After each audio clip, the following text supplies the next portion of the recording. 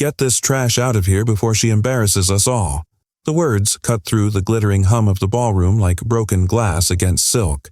Victoria Ashford, draped in diamonds that sparkled beneath the chandeliers, curled her fingers around Zara Carter's arm and shoved her backward with a sharp flick of disdain. Zara stumbled, her modest black dress snagging against the edge of a champagne table, sending 2 crystal flutes crashing to the floor. The bubbles fizzed across the marble as silence rippled through the golden room. All eyes turned. Some investors gasped softly, others smirked, and a few raised their phones ever so slightly higher, ready to capture the scene. At the head table, Charles Ashford, patriarch of the Ashford Empire, leaned back in his chair with a smug smile tugging at his lips. His children, sculpted in arrogance and old money entitlement, exchanged amused glances. "It's almost poetic," one of them muttered just loud enough for the nearby guests to hear. The daughter of a so-called billionaire showing up in that. His eyes swept Zara's dress with a sneer. "I've seen staff uniforms with more elegance." Laughter trickled through the crowd, brittle and nervous. The clinking of forks on china stilled. The orchestra's soft strings now an almost mocking backdrop. Zara Carter froze where she stood. 22 years old, her chin lifted ever so slightly despite the sting on her arm. Raised by her father, Marcus Carter, to carry herself with quiet dignity, she had learned long ago that silence can be louder than protest. Still, her cheeks burned, her heart thudded, and she could feel the weight of their mockery pressing against her like a spotlight. Charles Ashford's voice boomed over the ballroom, dripping with condescension. "Marcus Carter may know technology, but clearly he doesn't know taste, sending his daughter here in that." He gestured dismissively toward Zara as if she were nothing more than an unwanted decoration. The guests around him chuckled, some out of amusement, others out of fear of falling out of favor with the Ashfords. One of the Ashford sons leaned toward his father with a theatrical whisper, "Daddy, imagine trusting billions to a man whose daughter looks like she belongs in the kitchen staff." The table erupted in another round of cruel laughter. Zara lowered her gaze, not in shame, but in control. Her father had always told her, "Respect is not proven by what you wear, but by how you endure when the world tries to strip it away." She steadied her breath, her fingers curling lightly at her sides. She would not give them the satisfaction of a flinch. Around the room, reactions fractured. Some investors leaned closer, whispering uneasily, "The Ashfords are going too far." Others looked away, unwilling to intervene. A few, however, smiled at the spectacle, eager for the drama of humiliation. Victoria Ashford's laughter rang sharp and cruel as she sipped her champagne. "Don't worry, darling," she said loudly enough for the hall to hear. "No one will mistake you for one of us." The chandeliers glittered on, indifferent witnesses to the cruelty. The orchestra played as if nothing had happened. And yet, in the corner of the room, phones caught every second. The shove, the laughter, the cruel words. The narrator's voice, quiet but cutting, closed over the golden hall. They thought it was harmless mockery, but in minutes their laughter would cost them $750 million. And expose who truly belonged in that room. Zara Carter had never been one to seek the spotlight, though she had grown up in a household where it followed. Her father, like a shadow. Her life, despite the wealth that now surrounded her, was shaped not by extravagance but by discipline and humility. At 22, she was the first in her family to pursue international business formally. While her father's journey had been one of grit, late nights, and endless battles against closed doors, Zara's path was different, paved by his sacrifices but lit by her own determination to honor the values he had instilled in her. Despite being the daughter of Marcus Carter, a man who Forbes had once called the architect of the future, Zara lived simply. She dressed plainly, choosing quiet elegance over glitz, never feeling the need to flaunt her family's fortune. She preferred black dresses, clean lines, and unassuming beauty. To the Ashfords and their glittering world of designer labels and inherited arrogance, such choices made her appear out of place. To Zara, it was a reminder of her father's constant refrain, Wealth without humility is poverty of the soul. While others in her social position were seen in tabloids for lavish vacations or high society scandals, Zara spent her weekends teaching STEM workshops in underserved neighborhoods. She was patient with the children, kneeling beside them at long folding tables, showing them how to code simple games or build basic circuits. She would beam when a child's face lit up with discovery, and in those moments she felt more pride than any ballroom could offer. Her work wasn't about headlines.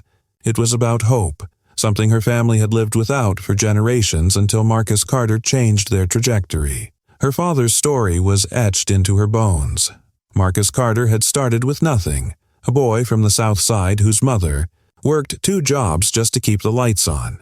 He'd studied computer science on scholarship, writing code in laundromats because he didn't have internet at home. Years later, he founded Carter Global Tech in his garage, fueled by an idea that data could be streamlined across industries. The company grew into a global empire, pioneering artificial intelligence and cloud innovations, and Marcus rose with it, a self-made billionaire, respected across the world. Respected, but never fully accepted. The old money families like the Ashfords saw Marcus as an outsider. To them, wealth was only legitimate if inherited, titles only real if engraved, over generations. The Ashfords, with their marble estates and private art collections, looked at Marcus with condescension masked as civility. They invited him into their circles when convenient, when his innovations meant growth, when his company's partnership meant billions, but never without whispers behind crystal glasses. And if Marcus himself was tolerated as a necessary disruptor, his daughter was seen as even less deserving of a seat at their table. The Ashfords embodied everything Zara's family was not. Charles Ashford, patriarch of their dynasty, believed appearances were the only measure of worth. He once told a reporter that wealth is inherited wisdom. Those who claw their way up simply don't understand refinement. His wife, Victoria, carried herself like royalty, her disdain for new money evident in every glance. Their children mirrored this arrogance, never having known struggle, never imagining life without privilege. To them, Zara's simple dress was an insult, a reminder that not everyone worshipped the same golden idols. The gala that night was more than a party. It was strategy. The Ashfords had orchestrated it to charm investors and, more importantly, to solidify a $750 million merger deal with Carter Global Tech. It was supposed to be their crowning jewel, a way to prove that old money and new innovation could merge, under their terms. The chandeliers, the imported champagne, the meticulously designed seating charts, all of it was theater designed to showcase their dominance. But Zara had never been one for theater. She had come at her father's request, not to dazzle or entertain, but to observe, to learn how the world of high finance operated behind its polished facade. Marcus had wanted her to see the game played, even if it was rigged against her. "They will try to measure you by appearances," he had told her as she adjusted her simple black dress in the mirror earlier that evening.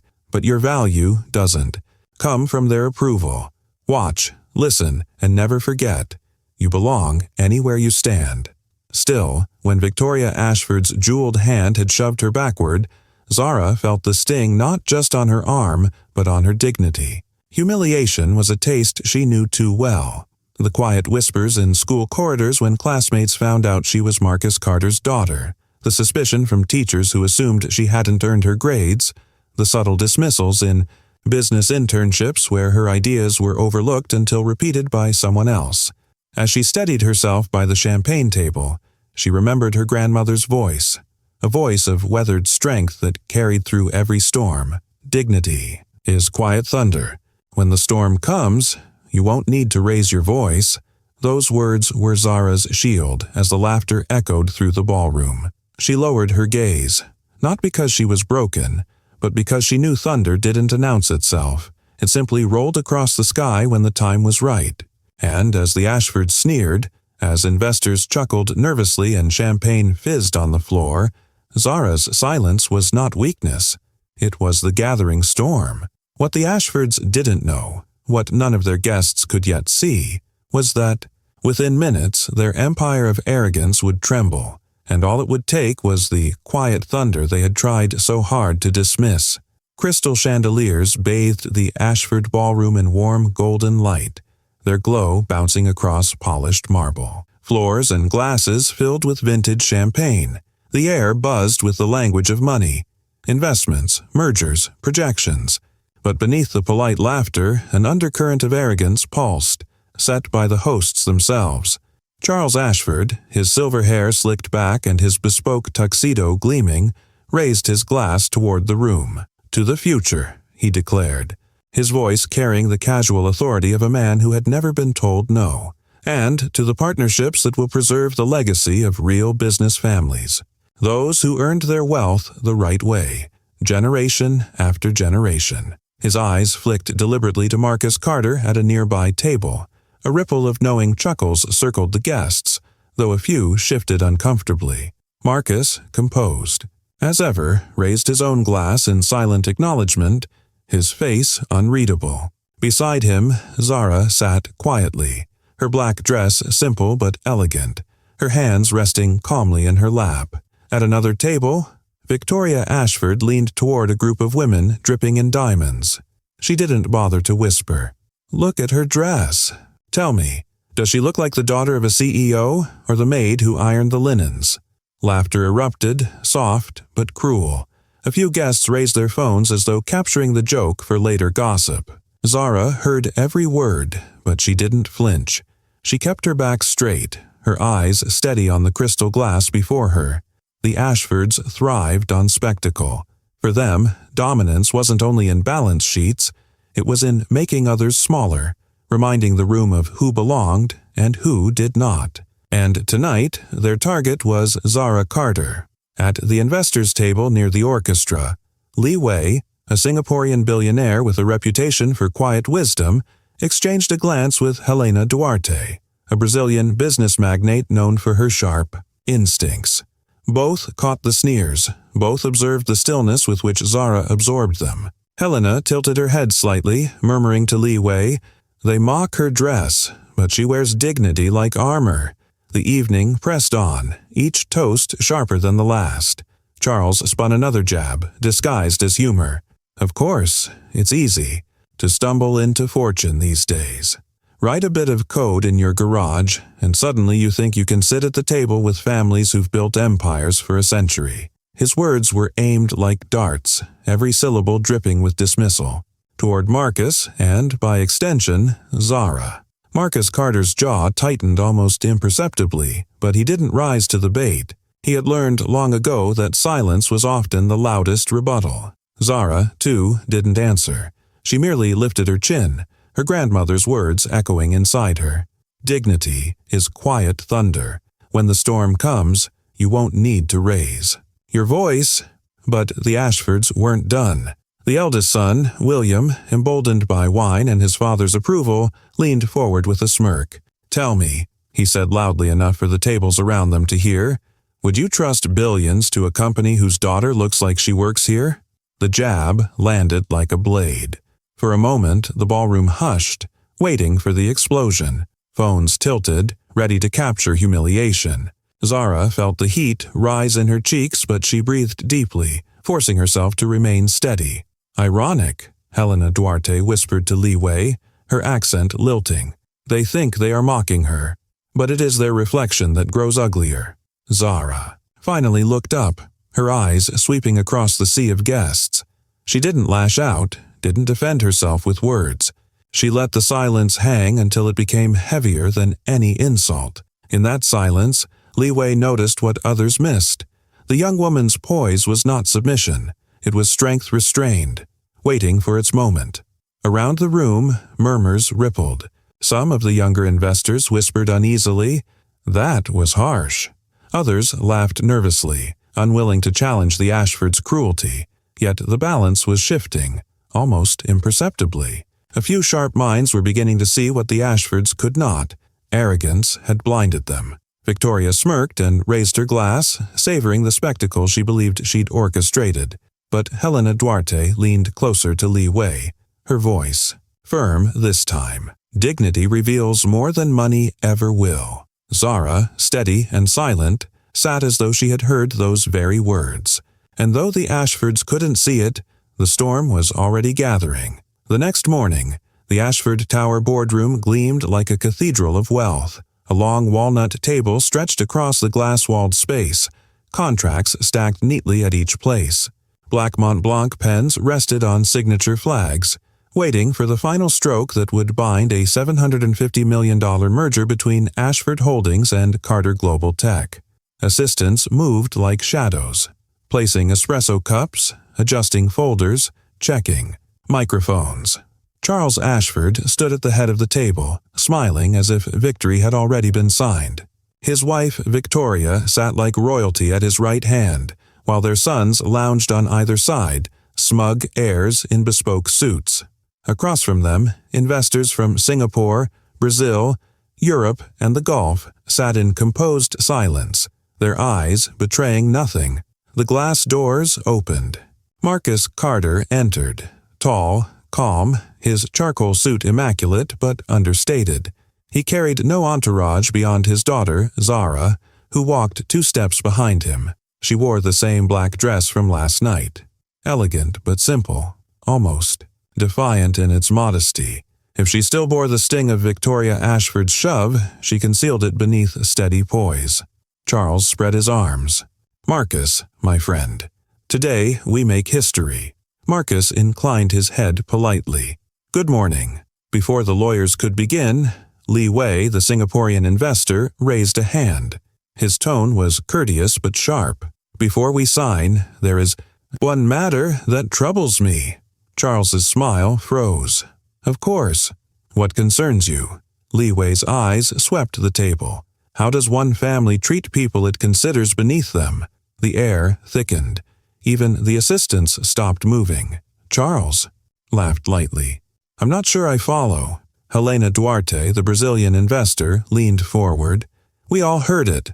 Last night at your gala." Victoria stiffened. "Are we really dragging party chatter into a boardroom?" "This isn't chatter," Helena said coolly. "It's culture, and culture determines whether I put my client's money into your family's hands."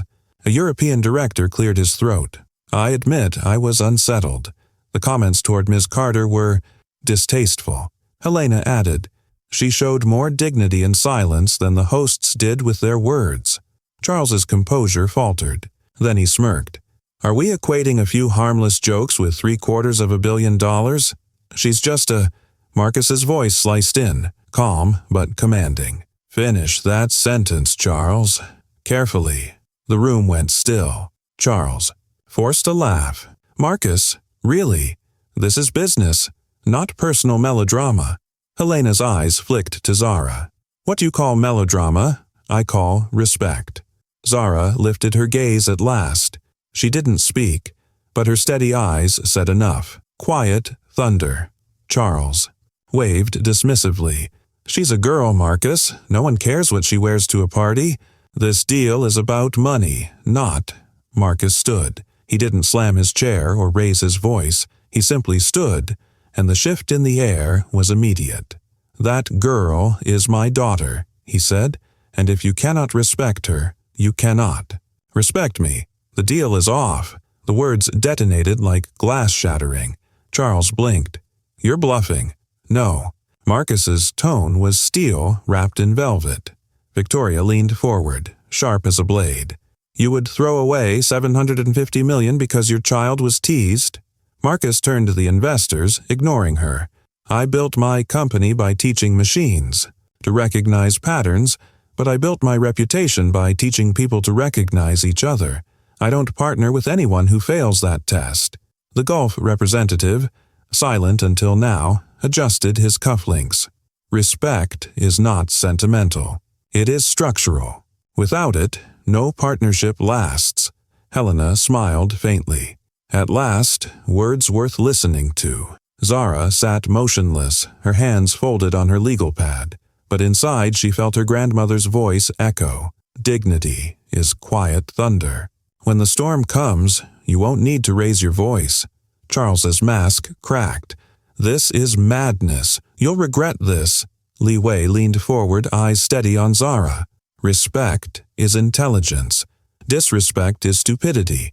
Yesterday, we saw who the real fools were. The verdict landed harder than any contract clause. One by one, the investors moved. The European director closed his binder. Our fund cannot associate with a family that undermines its own credibility. We withdrew. The Gulf representative nodded. As do we. Helena pushed her copy of the term sheet across the table, signature flags fluttering. We are out. Li Wei placed his pen neatly parallel to the table edge. So are we. The flurry of retreat was deafening. Papers shuffled. Counsel began packing folders. Assistants collected untouched coffees. A pen rolled off the table, clattering like a gavel. "You're making a mistake," one Ashford son barked. "This is what happens when you let—" He choked on the end of the sentence under Helena's arched brow. Charles slammed the table. "We hosted you, we courted you, and you let this girl ruin everything?" Marcus's gaze was steady. "She didn't ruin anything. She revealed everything," Victoria sneered. "You think this makes you noble? You'll crawl back." Marcus shook his head. "Not everyone crawls." He gathered his folder, turned to Zara. "Shall we?" She rose without haste, chair silent against marble. As she followed him toward the door, the investor's eyes followed her, not the Ashfords. Respect, not ridicule, trailed her steps. At the threshold, Charles shouted, voice cracking, "Marcus, you'll regret this." Marcus paused, but didn't. "Turn." "The only regret," he said, "is that I thought you understood the value of respect." The doors slid shut behind them. In the corridor, sunlight spilled across Zara's face. Her father's hand brushed her elbow gently. "You didn't need me to speak for you," he murmured. She smiled softly. "No, but thank you for letting the world hear what dignity sounds like."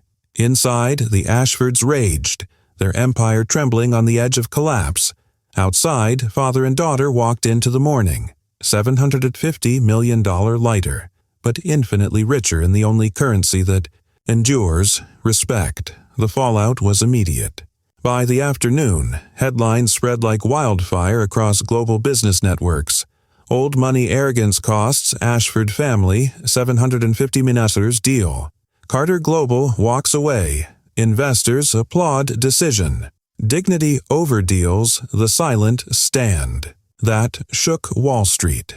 Clips from the gala, leaked by guests, filled social media. The moment Victoria Ashford shoved Zara by the arm, replayed endlessly, paired with Marcus Carter's calm declaration. "If you cannot respect her, you cannot respect me." The deal is off. For the first time in decades, the Ashfords were not the story of power. They were the story of disgrace. Commentators on morning finance shows tore into them. This wasn't just arrogance, one said. It revealed the rot at the heart of old money elitism. Investors who once vied for their favor now quietly distanced themselves. Inside the Ashford penthouse, the cracks widened. Victoria stormed through the marble foyer, her voice shrill. "You embarrassed us in front of the world, Charles. You let that man walk away with our empire in his hands." Charles slammed a crystal tumbler down, amber liquid spilling. "You think I should bow to him? To them? We are Ashfords." Victoria's reply cut like glass. "We were Ashfords. Now we're a punchline." Across the city, the Carter's office hummed with calm. Zara sat by the window, phone buzzing nonstop with notifications. She scrolled through messages from strangers around the world. Students, young women, even seasoned executives, all writing the same refrain. "You showed us dignity." Marcus entered quietly, setting a coffee on her desk. "The world is loud today." Zara nodded, exhaling. "All because I stayed quiet last night." Her father's eyes softened. He placed a hand on her shoulder. "You didn't have to speak. Your silence spoke louder than their mockery. Sometimes restraint is the strongest voice in the room." Zara swallowed the lump rising in her throat. For years, she had wrestled with whether she truly belonged in these glittering halls of power, or if her presence was tolerated only because of her father's empire. Now she saw the truth. Respect couldn't be bought, and it couldn't be faked. Later that week, Helena Duarte called. The Brazilian investor's tone carried warmth. "Zara, I saw how you carried yourself in that ballroom. Calm, centered, unshaken. That is leadership. My firm could use someone like you. We have an international internship program, and if you're interested, I'd like you on my team." Zara blinked, stunned. "Me?" "Yes, you," Helena said firmly. "You were the calm eye in the storm. People with that kind of composure are rare. It can't be taught. It's lived. Think about it." When the call ended, Zara sat motionless, phone still in her hand. For the first time, the path ahead of her felt less like an inheritance and more like a destiny she had chosen. The Ashford's world, meanwhile, unraveled. Invitations to exclusive consortiums were rescinded. A planned expansion deal in Dubai was suddenly under review. One European partner even issued a public statement: "We value dignity above profits." For a family who had built their empire on perception, losing reputation was worse than losing money. Victoria was photographed leaving a charity luncheon, her makeup streaked, muttering angrily at Charles. The caption read, "Power couple cracking under pressure." In the court of public opinion, their dynasty had collapsed. That evening, Marcus and Zara walked together through the Carter home garden, the city skyline glittering beyond. Marcus paused beneath the soft glow of lanterns. "When I started Carter Global, people laughed at the idea of a black man building a tech empire. They said respect was something I could never buy." He turned to her, his eyes proud. "Last night, you proved respect doesn't need to be bought. It needs to be lived. You carried yourself with dignity, and in doing so, you carried me too." Zara's lips curved into a small, steady smile. "Then maybe that's our real legacy, Dad. Not just deals, but dignity." The Ashfords had sought to humiliate her. Instead, they humiliated themselves. Zara Carter, the girl they mocked for her simple dress, walked away not as a victim, but as a quiet victor, recognized by the world as something money could never counterfeit. A woman of unshakable dignity. The echo of that night stretched far beyond the marble walls of the Ashford Gala. What had begun as cruel laughter became a global conversation. The video clip, Victoria Ashford shoving Zara, champagne flutes rattling, followed by Marcus Carter's calm stand, spread across platforms within hours. They mocked her. Hours later, they lost everything. That caption became a rallying cry. Within a week, the hashtag #WhatAreDignityDeals trended worldwide. Journalists dissected it on business panels. Motivational speakers quoted Zara's composure in leadership seminars. Young women reposted the clip with messages like, "This is what power looks like. Not shouting, not wealth, but dignity." For Zara, life moved forward with quiet momentum. She completed her final semester in business school, not as a student, hiding behind her father's shadow, but as a figure her classmates now admired. Professors invited her to guest lecture on resilience and ethics in leadership. She would smile softly and say, "Respect is not a courtesy. It's the foundation of any real deal." Her vision grew into something larger. Months later, Zara launched Dignity First, a mentorship program designed for young women entering business. She partnered with universities and nonprofits, creating a network where underrepresented voices could find guidance, training, and opportunity. Applications poured in from students in Chicago, Johannesburg, São Paulo, and beyond. When asked why she started it, Zara always repeated her grandmother's words, "Dignity is quiet thunder. When the storm comes, you won't need to raise your voice." Meanwhile, Marcus Carter's empire soared to new heights. Carter Global Tech, already respected for its innovation, began to attract a new wave of partnerships.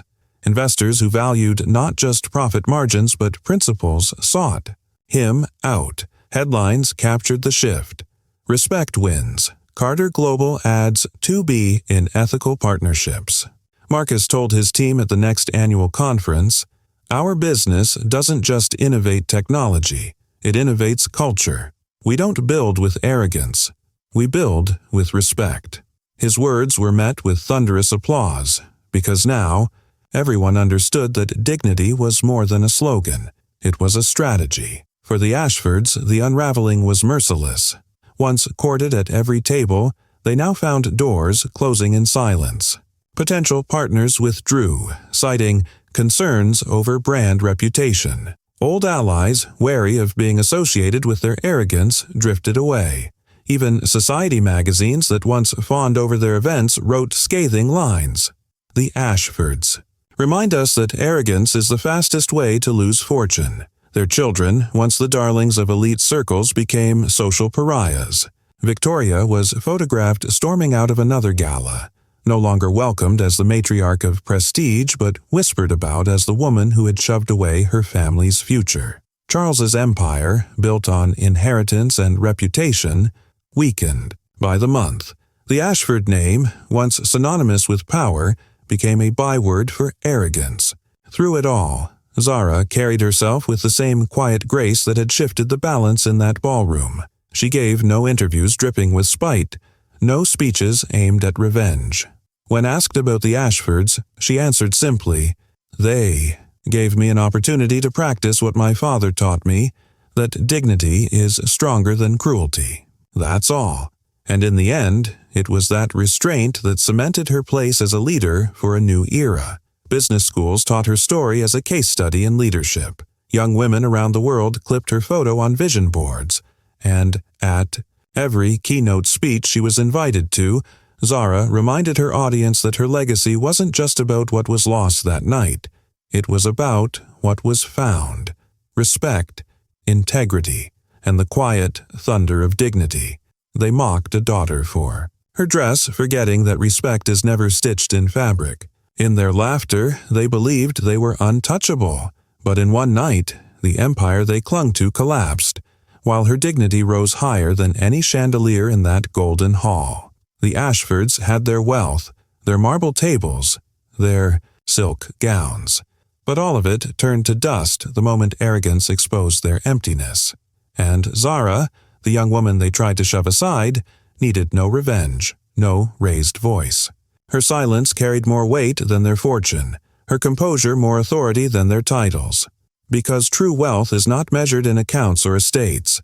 It is measured in humility. True strength is not in cruelty or mockery. It is in dignity. And true downfall is not poverty. It is arrogance, revealed to the world.